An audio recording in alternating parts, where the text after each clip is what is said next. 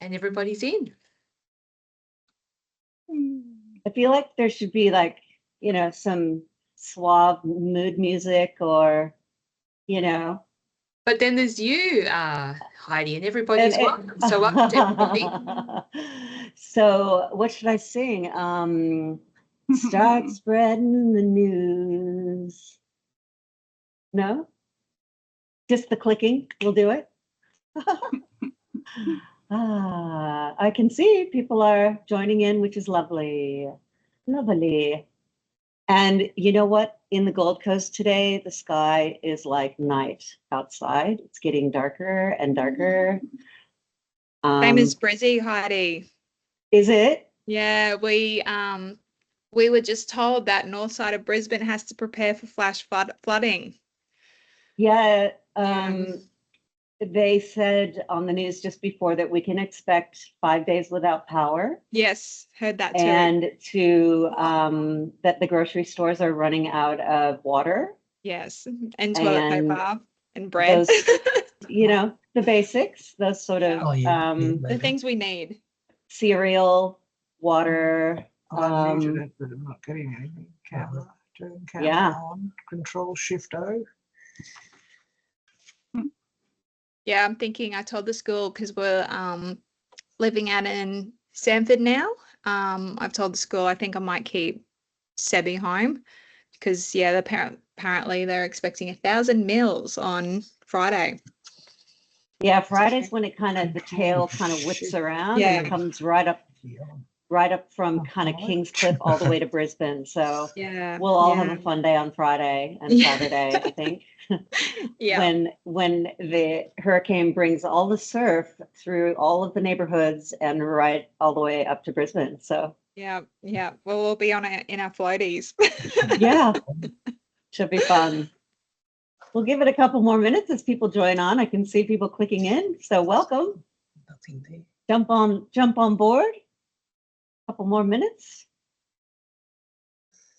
But then we will get underway very soon because I have a lot of prizes to draw, and I get going, and then I get distracted, and I don't want to waste everyone's time, and I know everyone's got tight schedules, so we will get underway in about 30 seconds if that's all right with everybody.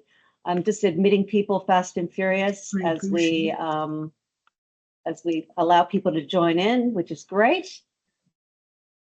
We're talking about lots of different topics as people join on, but one of them is the impending hurricane that's heading towards Queensland at the moment. And I thought I was so clever after 27 years in Victoria to head to Queensland, but now maybe not so much as hurricane. Is it Arthur?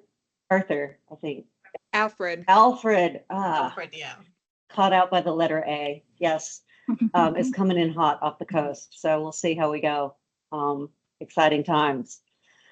Well, what do you reckon? We go ahead and get started. Everybody ready to go? Yeah. Very good. Well, let's start off by a little bit of self-importance as I admit a few more people here.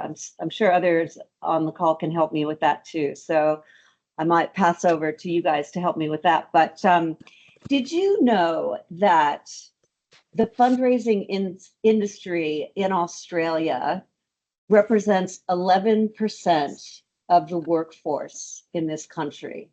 I mean, that's pretty significant, with over 60,000 registered organizations. And for what that means is that for every individual in Australia, there are over 400 fundraising organizations per individual. So what if you learned today how you can make sure that you are one of the organizations that's noticed amongst those 400 per person in Australia? That would be good. Yes? I'm assuming yes is the answer. You can jump into the chat at any time you want and type yes, or you can unmute yourself and just yell yes at any time. Is anyone typed yes, by the way, into the chat? Yes, Lauren? Lauren's in. We've got a few people from entertainment manning the chat. So, and I do, as I said, have prizes to draw.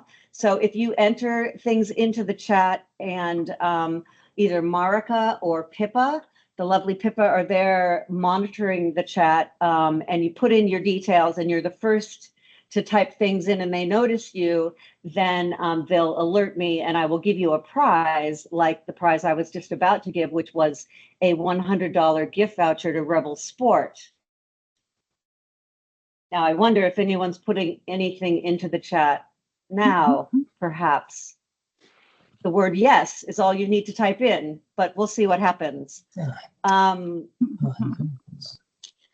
not yet? All right, well, for those that I haven't said hello to before, my name is Heidi, and I am your hostess today. So thank you for taking the time to join us to explore ways to simplify your fundraising strategies. We hope to give you specific skills and some real life actionable tactics that you can take away today. But first, to make sure that we don't miss anything, I was hoping to ask you all if you could just think for a sec and go ahead and get ready to type into the chat, what you think your biggest challenge is in the world of fundraising. What's your biggest fundraising struggle? And I'll give you a minute to go ahead and pop it in. Go ahead, pop it into the chat and see what we come up with. And maybe Pippa and Marika, you guys can read some of the responses if you guys unmute yourselves that are mentioned there. It would be good. We've got our wonderful guest speaker here, Mandy Wiedman, who is here from, did I say that right? Oh, I'll just say Weedman, but I'll answer to anything, really. I was well. Anyway, Oh, yeah. She's here. Is it at the middle of the night where you are, or early morning? It's 2 a.m. over here, so but it's all good. I'm happy to take one for the team here. Yeah. So Mandy's dialed in from Denmark, right? No, the Netherlands. The Netherlands, sorry. So we are well and truly globally represented today, and we're thrilled to have her as our guest speaker today to give you some gold nuggets about the best ways to simplify your fundraising strategy. So she'll be joining in and adding her expertise to this call in just a minute. But so that we don't miss anything important, Marika, Pippa, anything that jumps out in the chat that we want to make sure that gets covered? Over to you. I think a lot of them seem to be pretty consistent, which is no big surprise. So getting people to engage with emails, people not wanting to spend any money, time to do things, resourcing, cost of living. I think, yeah, is something there. Engagement again. I know engagement is one we hear a little bit about from schools quite consistently too. New donor acquisition, support, even staff, community members. Staff resource. I was going to say staff resourcing within your company. I mean, obviously it's a lot of not-for-profit, so resources are tight. Yeah. So, and again, that's something that we do hear pretty regularly from the charities and things that we work with. So I think a lot of them are pretty consistent in there. Great. Okay. So I've taken down some notes on that, and I'm sure Mandy has as well, to make sure that we cover off some of those as we work through this workshop and webinar in the next several minutes. But I think what would be helpful right now is that if I can take a minute to give you I hope that you take away at least 3 golden nuggets from this session that you can put in practice straight away today from this webinar. And I'm going to give you one right now that I think just sets us up on the trajectory that'll really be helpful for you today. There's a golden nugget that I hope you're all ready for, that you can take away. There's one of the fundraising organizations that we worked with last year that raised an additional $15,000 by doing absolutely nothing except for one thing different than what they had done the year before. And what it was one simple tactic that they did differently than the year before. And it was called habit stacking. Have you heard of the term habit stacking before? It's simply like, you get up in the morning, you brush your teeth, and then you floss, right? Because they go together. So you floss after you brush your teeth, right? So same sort of thing. So if you habitually send a thank you note to everyone who makes a donation to your cause, you add a new habit to that behavior. So this organization simply added a promotional flyer about another opportunity about how you could donate further to their cause once you already had made the donation. So it was about another way you could give above and beyond that initial donation. So they were already sending the thank you note anyway. So the habit stacking was simply applying the flyer about how you could further give into the thank you note they were already sending. And it resulted in that additional $15,000 in fundraising money that they weren't gaining already. So that's just one example of how habit stacking, there's golden nugget number one for you, that you can think about your routine and how you could simply stack further giving opportunities into existing opportunities, whether it's email footers or statement messages or mail outs you might already be doing, things you're already doing where you could stack other giving opportunities. Because as you know, if you don't ask, you don't go on, put it in the chat or yell it out. Get. I'm not sure who said that, but if you did put it in the chat, Moz and Pippa will give you a prize, which is a priceless prize of an entertainment show bag, which contains many, many valuable entertainment logo merchandise items, which you will find to be very priceless. But without further ado, I'm sure you will be thrilled to get that prize, whoever has won that. I'd really like to get this party started. And I'm thrilled to be able to introduce to you Mandy Weidman, who hopefully I said that right that time, who in her spare time is the mother of, as you can see, 5 beautiful children. She is a lawyer and is the founder of the Fundraising Directory. And is also known as the Fundraising Whisperer. And I don't think that means we have to whisper. I think it means you have to unmute yourself and holler in contrary. So here to share her golden nuggets, Mandy, please, over to you. Shall I stop sharing? Or do you want me to just keep on keeping on? And I'll take myself off the slides. Yeah, and I'm happy to pop up on the slides if the technology works that way. But whichever, I'm here anyway, and I'm happy to take over and go through the slides. Do I control the slide progression, or I'll just ask one of you guys to you can ask me next? Or okay. You can share your screen, whichever you prefer. Excellent.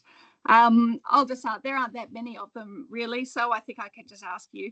One little note: the photo that was just on that last screen.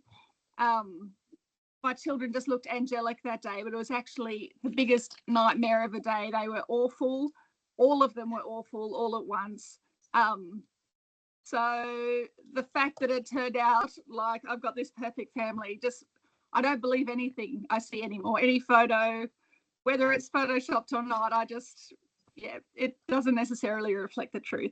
But thank you, Heidi, and Entertainment Memberships for having me here today. As Heidi mentioned, I'm sitting here in the Netherlands. It's pitch black outside, 2 a.m. in the morning. I moved here 18 months ago. My husband is Dutch, so we thought we'd do a stint over here, and it's pretty cool.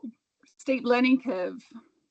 But let's get stuck into the fundraising strategy made simple. So if we can scoot to the next slide.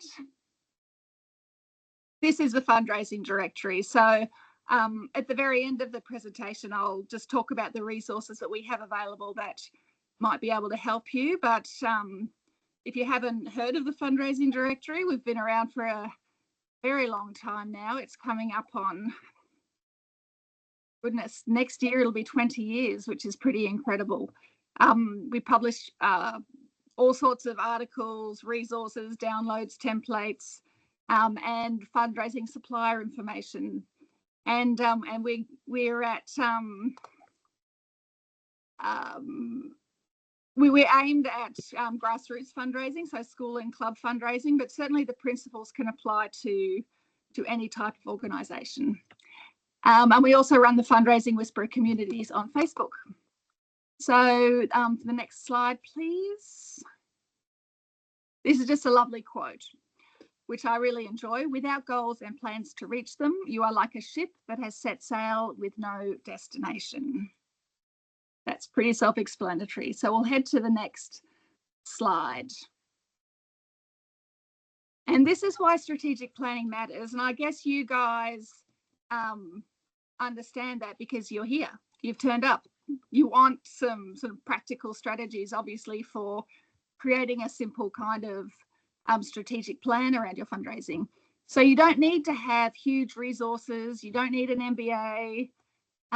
It's not about driving profits and squeezing your community, going that extra, putting extra stress on everybody. It's just about bringing in some structure to improve your fundraising success and being able to map things out with more clarity. And the next slide, please. Yes. So I actually wrote a book 12 years ago now. It's up to its 4th edition. And actually, one of the little gifts that you'll be sent after this presentation is the copy of my first 3 chapters of the book, which basically goes into the detail of this strategy map that I developed. It's a grassroots fundraising strategy map, and I'll take you through it today. Oh, you've got the book and it was amazing. Alexa, thank you. That's very sweet. Yes, so basically it was created to provide a simple visual tool that provides context for all fundraising decisions and activities. And while it seems like a bit of work to do, to put it together, it actually creates simplicity. It takes the constant what questions away and replaces them with how, which is a much more meaningful and powerful set of questions. So setting goals provides a focus that will bring out the best in your community, both volunteers and supporters. It assists in the selection of your fundraising options and strategies, and it improves volunteer recruitment and engagement. It builds confidence. People, are confident that you know what you're doing and that you'll be responsible with the money that they provide or the time that you provide to support them. And it also gives you something to celebrate when you achieve your targets. So the next slide, please. Whoop. So I'm actually going to go through all of the elements of the strategic plan separately. There was just that 1-page document, which would have been a lot to take in, but I break it down over the next little bit. But they're divided into a bunch of different sections. The first is the key message. It's really the why are we fundraising, why you do what you're doing, your purpose and your goals, the target, how much you need to raise, outcome drivers, how you increase revenue and reduce costs, supporter base, who your supporters are, how do we grow them, what alternative supporters are available to you, action, what fundraising activities and communication plans will work, and resources, what people and tools do we need, who is going to help you get there, and what resources will they need. When people think of a fundraising plan, they normally think of just that, the second last one, the action. you know, the strategy is term 1 will do this, term 3 will do this. But my aim here today is to show you how that activity fits into the bigger picture, so you can understand how everything fits together and you can make sure it actually works. So I'll go to the next slide. There are practical steps you can take to start forming your strategy. And again, I won't go into too much detail because it's all in that extract of the book that you guys will get free. So basically, I recommend conducting a survey to invite input. We have draft survey questions in our toolbox, which I'll reference later on at the end. And a survey is great because even if it's not, you don't get a huge uptake from it, it's a signal to your community that the process is inclusive and that they have the opportunity to have their input. A brainstorming session doesn't have to necessarily be a live session. You can have a virtual whiteboard and you send sort of links or shared links out or invitations out to community to go and add their contribution to the whiteboard, for example, or just the key players, the committee perhaps of your organisation, where you can all add in your ideas for all the elements of your strategy. Then there'll need to be a strategy session, ideally not as part of your normal committee meeting. Ideally, it will be a separate session. If that's not possible, then the executive should do a lot of the work in advance. So it's not, you know, it can move more quickly and you can, you know, create alignment on the key points. Also, if there's somebody within your community who does facilitation for a living, you can ask them to volunteer their time to actually run the strategy session. Even if it's somebody who doesn't normally necessarily volunteer, if they have those skills, you can say, can you please give a couple of hours of your time on a Saturday morning to come and run the session for us? Or even a sponsor might have somebody who is skilled in that area. And then obviously, once you've sort of mapped everything together and you reach alignment, you go, yep, we're all happy with that. We can put that into action. You may have some parts that you need to come back to. For example, naming the precise fundraisers that you will run. If that's the case, I urge you to set a time frame and get back to it as soon as you can, so you can have a complete strategy set out, and then you can enjoy the benefits of having put in that work up front. Okay, we'll go to the next slide, please. Okay, the first thing is the why, the key message. I've split this up into your purpose and your goals. Your purpose is, I guess, the real why, the what it is you stand for, why anybody would even bother spending time volunteering and becoming involved or supporting fundraisers that you do. So I'll give you an example on the next page. So for each of these elements, I then provide a practical example of how that might look like. And I've used a school committee as the example. So, yep, that's on that page, but I'll skip back first to that last one, if that's cool. Yep. So it's why your group exists. And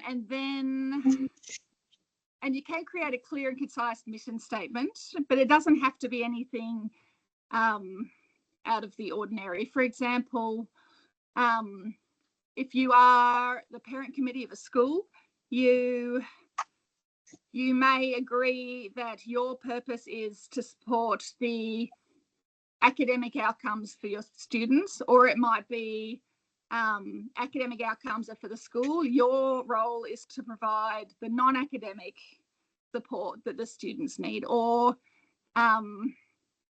you want to encourage social responsibility. And so all of these decisions will help define what your actual goals, your tangible goals will be. So your wish list becomes your goals. And so the goals are physical outcomes that you wish to achieve, that you wish to implement to achieve your purpose. So together, your purpose and goals forms your key message. Your key message is the cornerstone of communicating your need, your relevance, and your importance to your community. So we'll skip to the example that I've got here. So for this, the PNC is passionate about supporting an excellent, well-rounded experience for the students at Unicorn State School. And then the actual goals that have been laid out, they're just examples of things. And that's where you need to be clear. So many organisations, they will be raising money with no specific goal in mind. So it's so much more powerful if you understand the benefit that you are going to have, both in terms of donating your time and also communicating the value of the support that people are going to provide to you. So your goals need to be specific and attainable. There's no need to try and set stretch targets for that extra bit of challenge and fun, because we know that it's already challenging enough. And extra challenge is not necessarily fun. So we need to just be realistic about it. The items will come from your obvious needs, feedback from your community, from the survey, potentially, and the wish list of your principal and teaching staff for a school, or club leadership for schools, or other, key people in organisations. If you have one monster goal, I would recommend either breaking it down into stages if you can, or having a few smaller goals sprinkled in there as well, so you can separate wins along the way. The next part is your target. And the target really is the goals added up. It's an actual amount that you've decided that you are aiming to raise for that year. So on the next page, you'll see, yes. So basically we just add up all those figures there. It might be a range because you might not know exactly how much each item will be. So it can be a range between this and that. Yeah, a target that is too hard, too big, or too difficult to understand can really hamper your chances of success. And you may need to revise the total as you go through this strategic planning process and evaluate whether you have the resources to carry out all of the fundraising required to reach it. So now that we have a goal, it's time to break it down. This one is outcome drivers. I've included outcome drivers, which is basically to increase revenue and decrease costs. It sounds obvious, and I'm not wanting to imply anybody is daft, but this helps create the complete picture of what your strategy will need. So it's obvious you need to raise more and spend less to reach your goals. We won't dwell on it too much. The main thing to take away, I guess, is to not forget the importance of saving money, the reducing the costs. So if you can cut costs or have expenses donated, then your fundraising job becomes easier. And so the example on the next page, to increase revenue will be increase your targets for a spellathon, for example, seek sponsors, apply for grants, and seek donation of office supplies, so those kind of things. But you can figure out what's relevant to your own organisation. Okay, let's go to the next page, supporter base. So you need to take a good look at who supports you currently, whether they're, your existing supporter base and potential new supporters. So whether your existing supporters have got the capacity to contribute more, or whether you've maxed them out completely and you need to really expand who you target, who you approach with supporters. So you can think outside the box with this one. And so to avoid your existing supporters feeling like they're being hit up too often, you can think laterally. For example, if you have a silent auction for an event, you might move it online and promote it more broadly so that other people who might not normally support your organisation have the opportunity to.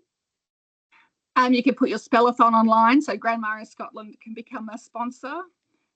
Get involved with local businesses through loyalty programs.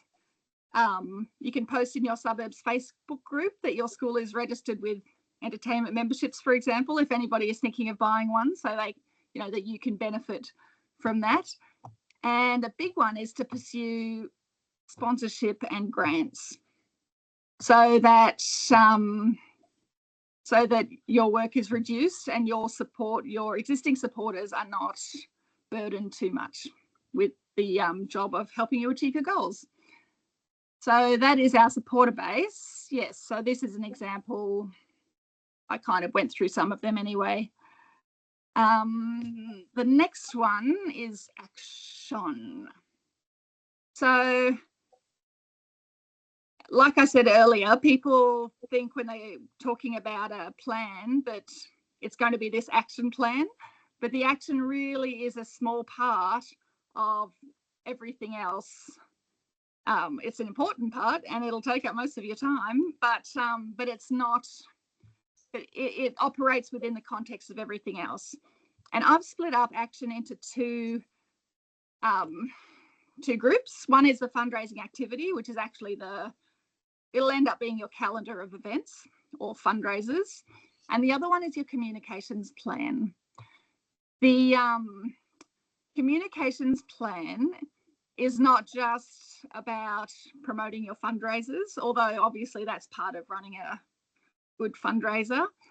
I like to encourage you to have a communication strategy around your key message, your purpose and your goals, and always try and reference them so that when the time comes to ask for support, people already understand the context of what it is you're trying to achieve. They're kind of already on board because they've seen that you have, you know, in terms of your purpose, I mean, you might highlight the investments that you've made over time and tie them back to how they help you achieve your purpose. The goals is quite clear, the things that you're raising money for this year and how that will help achieve the purpose. But just some kind of regular updates through either your newsletter or social media.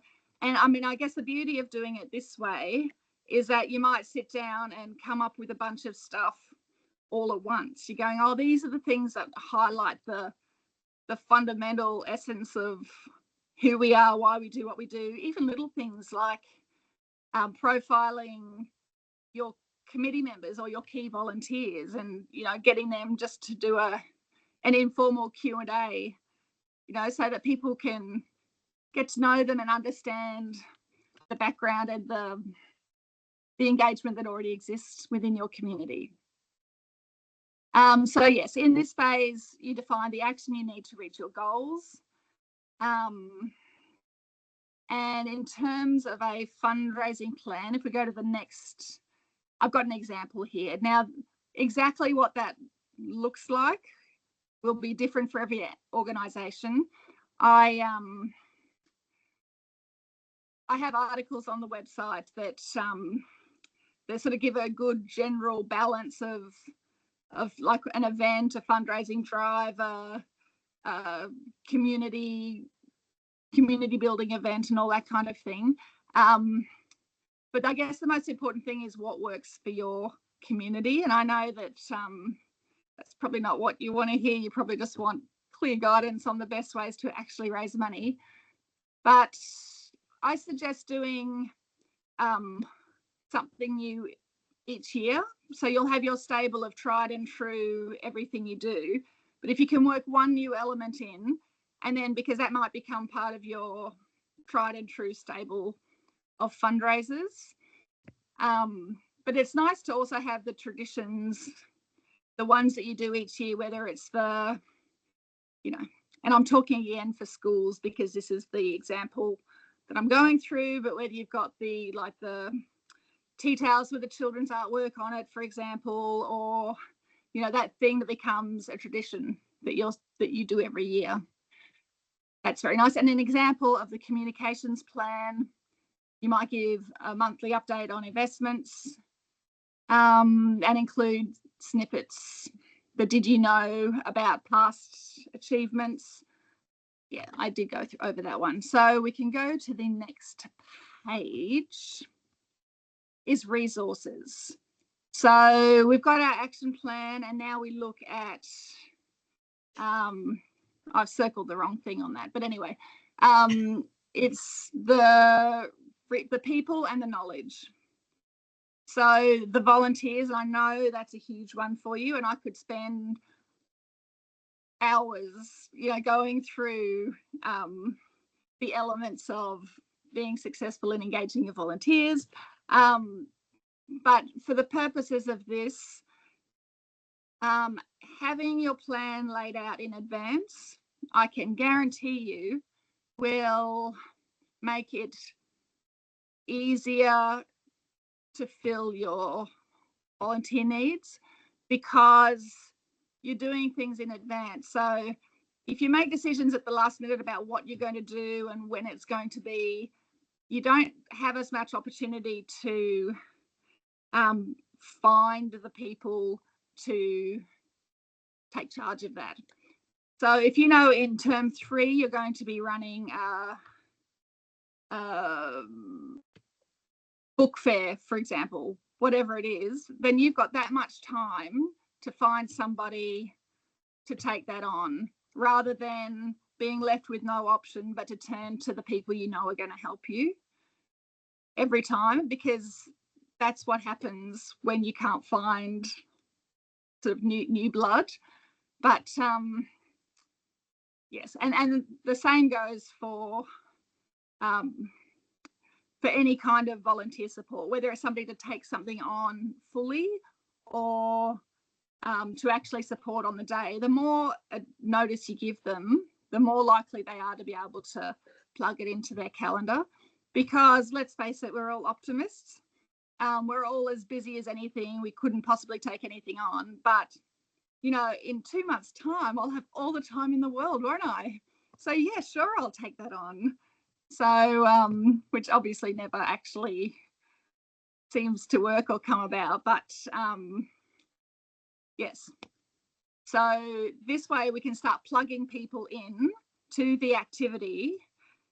The second part of the resources, as well as the people, is actually knowledge. So we need to make sure, A, they have the skills needed, and if they don't, you know, there are some clever ways of getting them the skills. You might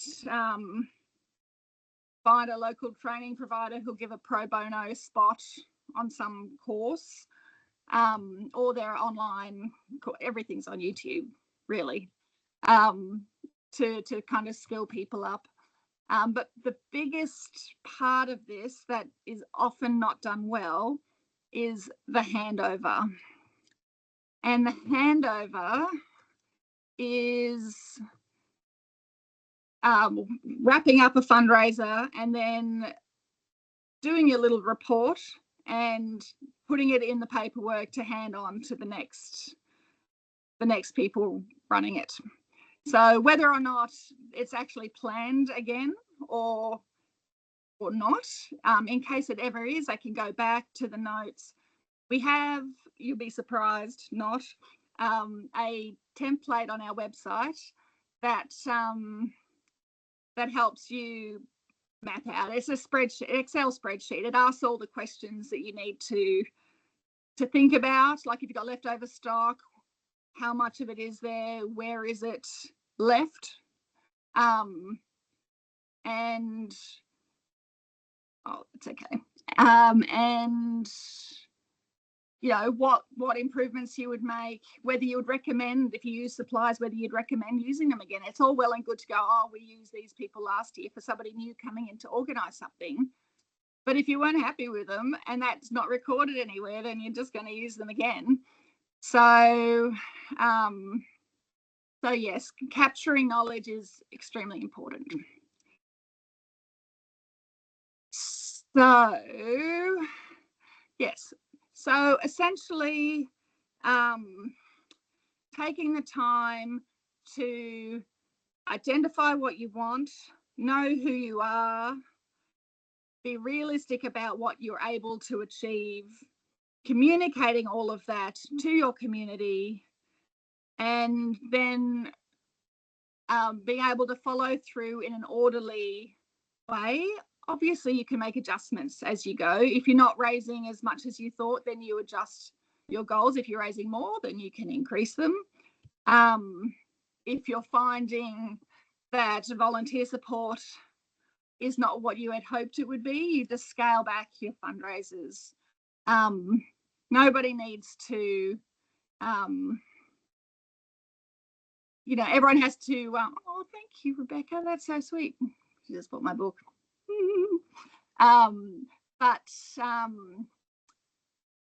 Yeah, we're all volunteers doing this work. You just don't need to kill yourself to get it done. You do what you can within the resources that are available to you, but by doing it this way, you can make sure that you maximize, you know, you get most bang for your buck, and you're able to celebrate the achievements,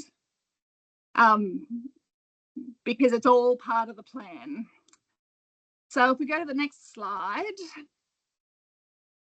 and we talk about implementing. So again, we could talk about these sorts of things all day. Fundraising, really a huge key to successful fundraising, in terms of volunteer engagement in particular, is just to make it fun.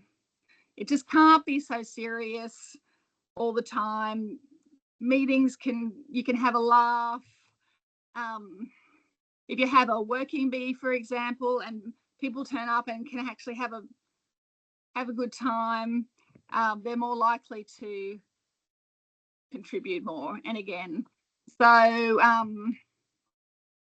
and avoiding the fundraising fatigue, again, by sharing the burden, which you can do when you have an idea of what the burden is going to be, can help avoid fundraising fatigue. You're less fatigued if you're having fun, of course. And then there's creative and engaging and rewarding fundraising ideas. If you have your, you know what your goals are, and maybe there's a theme around the goals, maybe they're kind of related to each other, you can come up with some clever fundraising ideas that relate to the goals. You know, you might actually have a theme, but even if you don't theme it, you can, I'll give you an example. There was a fete organised by a school up in North Queensland. They were raising money for a playground. So what they did is they actually got an outdoor poster, black and white poster, of the playground that they had the plans for. And as they raised money, they got the kids to go colour it in as the money was being raised. So it's like the old thermometer, but it's a kind of a cleverer version of the thermometer. So that relates to the outcome that they're all wanting to achieve. So, so yes, I'm actually going to, the next slide actually talks about some of the tools, which I'll mention. I've already mentioned our website, fundraisingdirectory.com.au. Within the website, you can sign up to become a member, and then you get access to our toolbox, which is the downloads. I think Anthea's putting in a link to where you can sign up for that. And that's got things like the draft survey questions, the handover template, the this strategy map fits in there as well.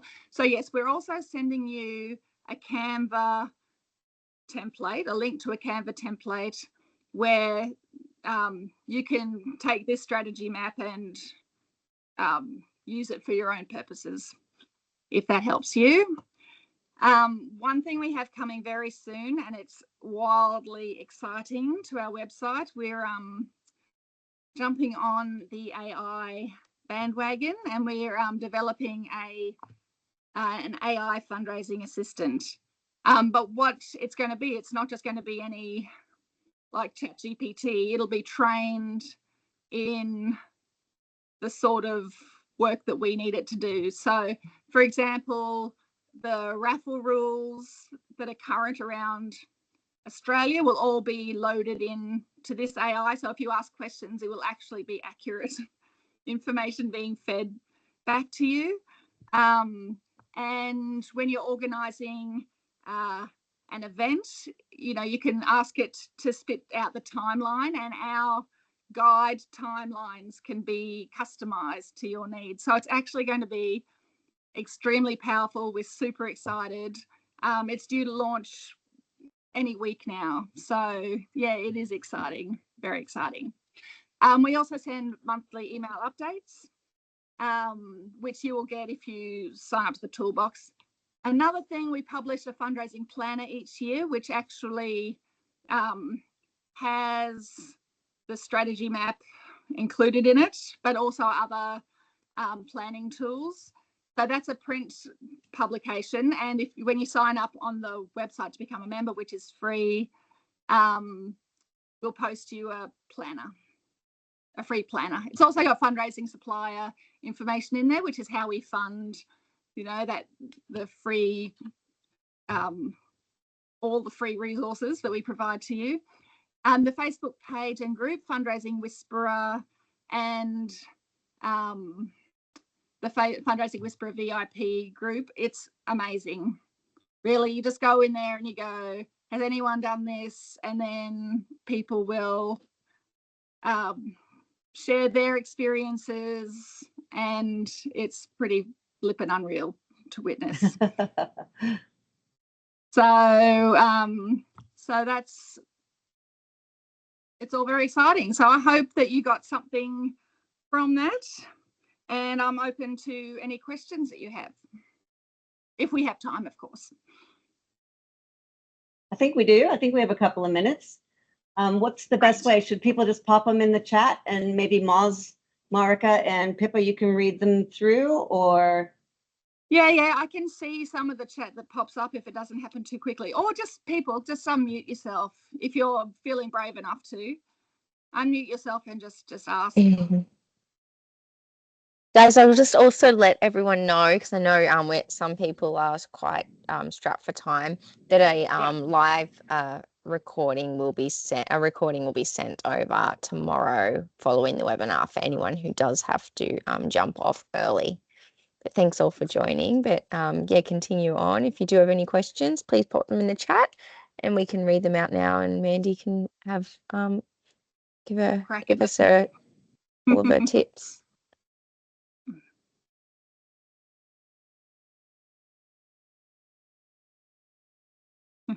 Well, while people take a minute to, can you hear me? Am I muted? Am I on?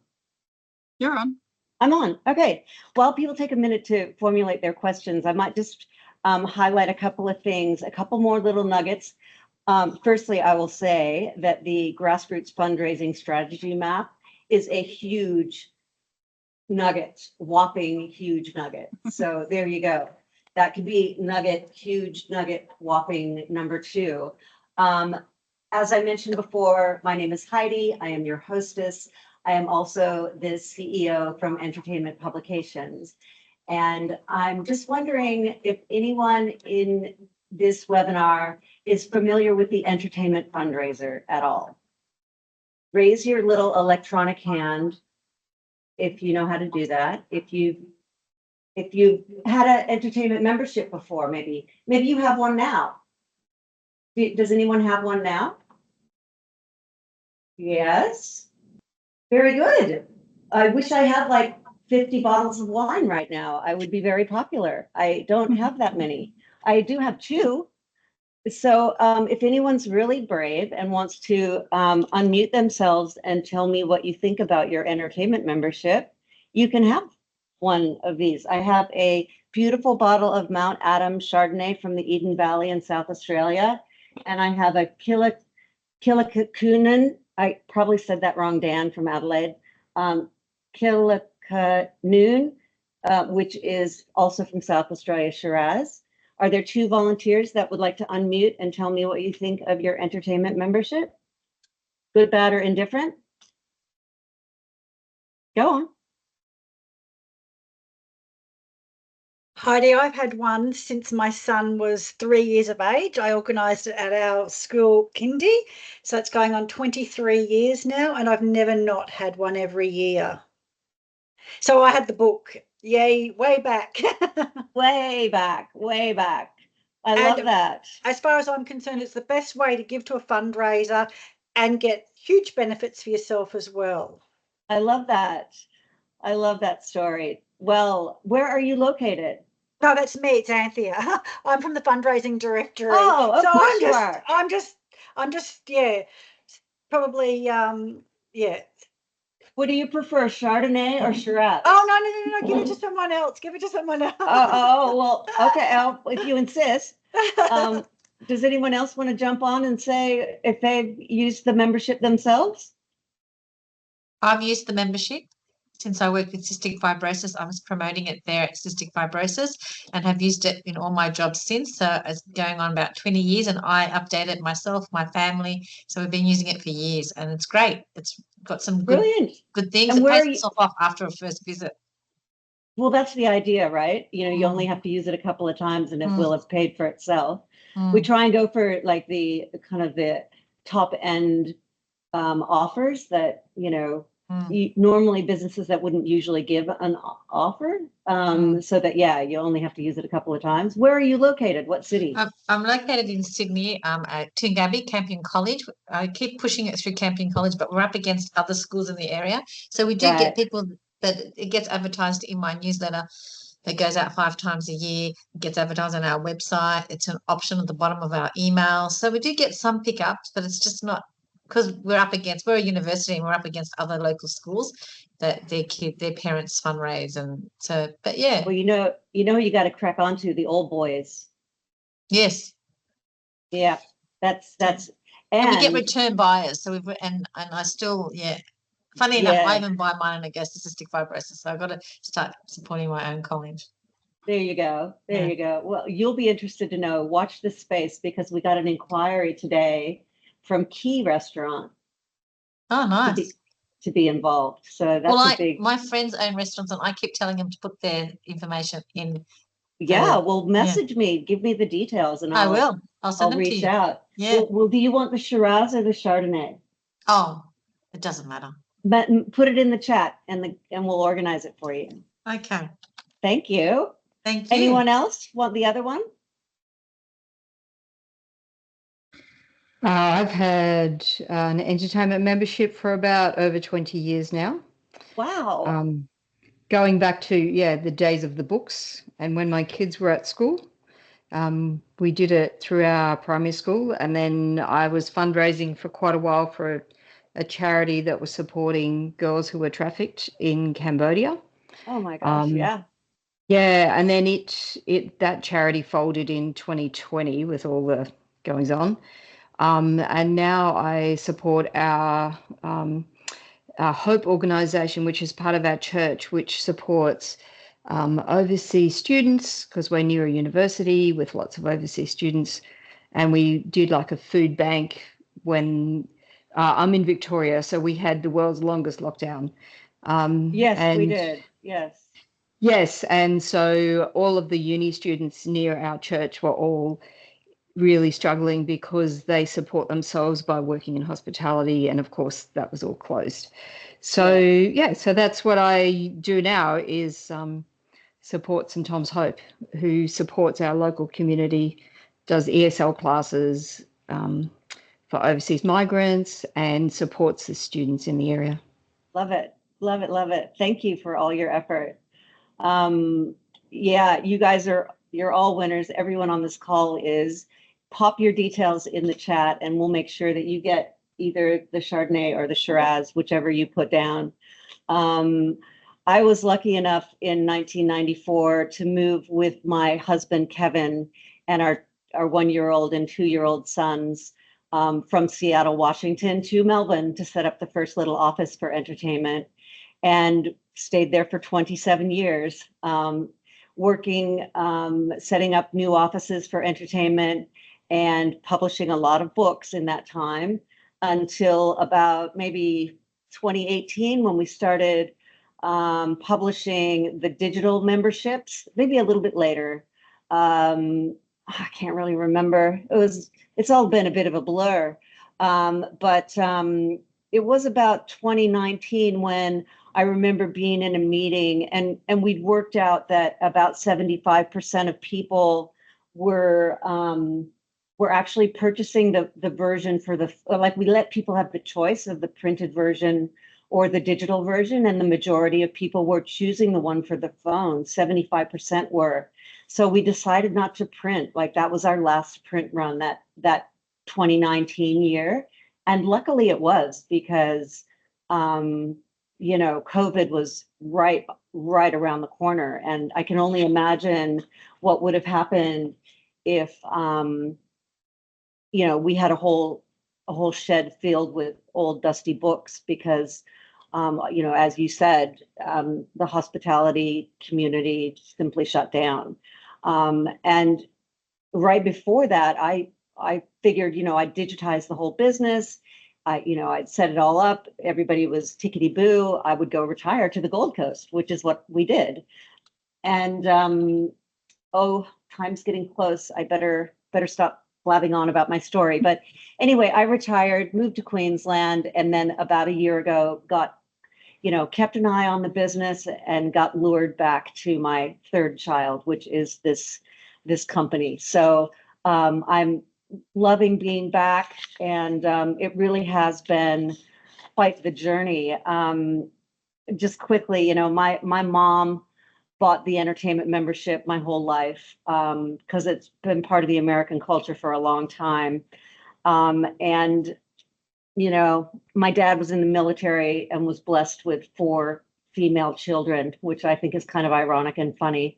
But because we moved all the time, because he was in the military, my mom would always make an effort to get us involved in the community. And, she would take us down to the local retirement village and line us all up, and we would sing or, tap dance or, I don't know, play cards or whatever. When we moved to Seattle, we would all once a month go down to the soup kitchen and make soup and serve soup and cut carrots and do that. And my mom she's 85 and she still goes down once a month. And when I was in high school, like every other American high school, there was a prom king and a prom queen. And but unlike most high schools in America, you didn't win it because you were popular or pretty. You won it because you were involved in the community and you raised more funds than the other candidates. And so I figured I could win that, and I did. So I raised more funds by standing in front of the grocery store with a can, shaking a can basically. So my mom bought her entertainment book every year from our neighbor, Jude Ballard, who was like my other mom. You know how you have an other mom?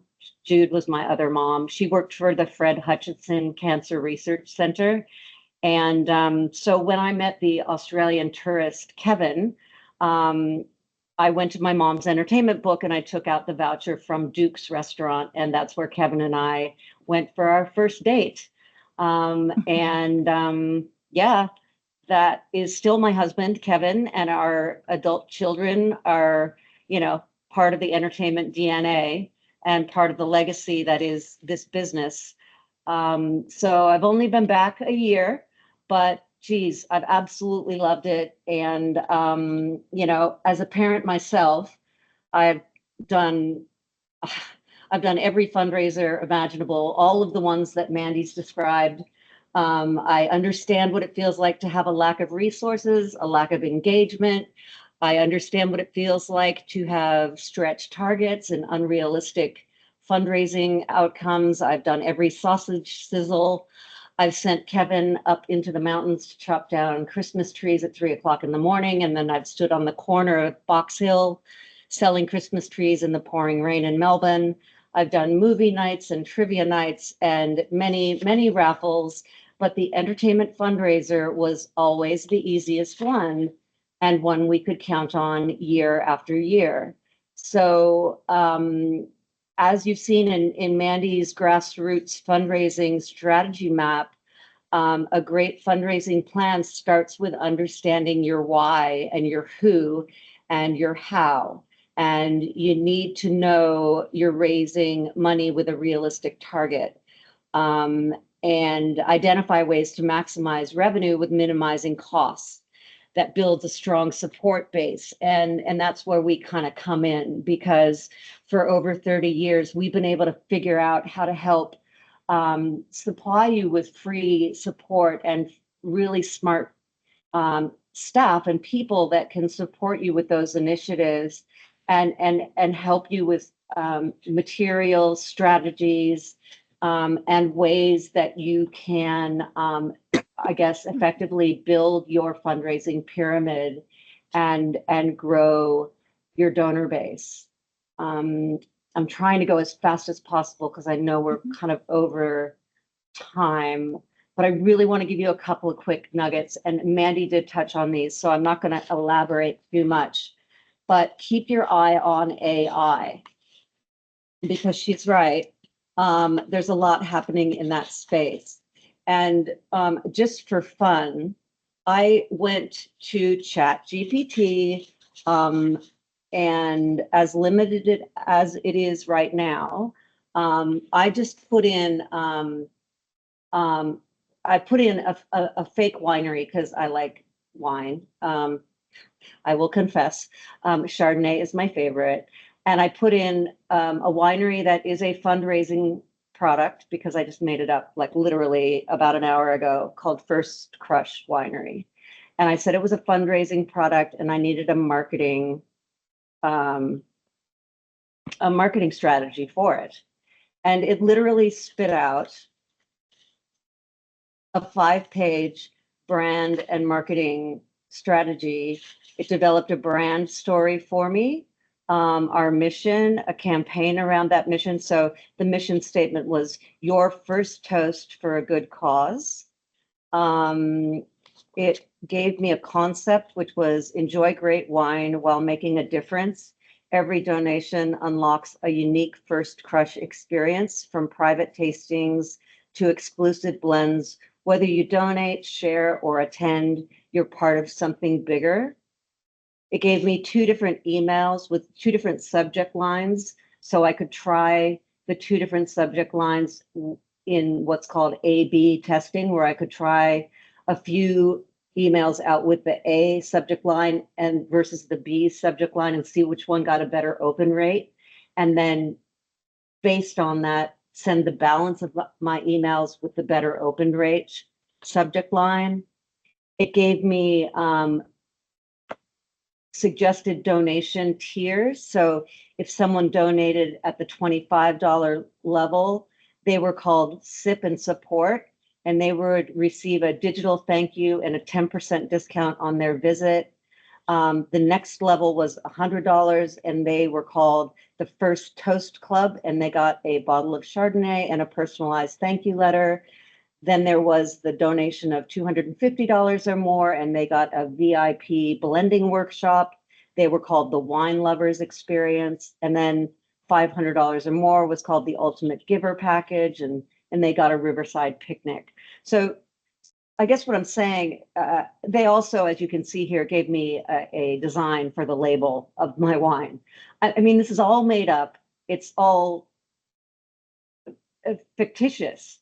But I'm just showing you the power of literally 15 minutes of putting in very little about, obviously not a real product that I would ever use for fundraising. But I just said, it's a winery, it's Chardonnay, it's in South Australia, and it's for fundraising. And all this came out of it.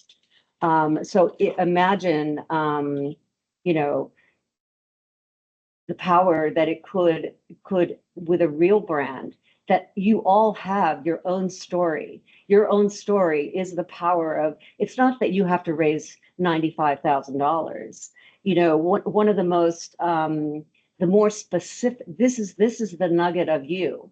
If you think of the McGraw Foundation as an example, Tracy Bevan knows that it costs $104,000 to place one breast care nurse for the McGraw Foundation.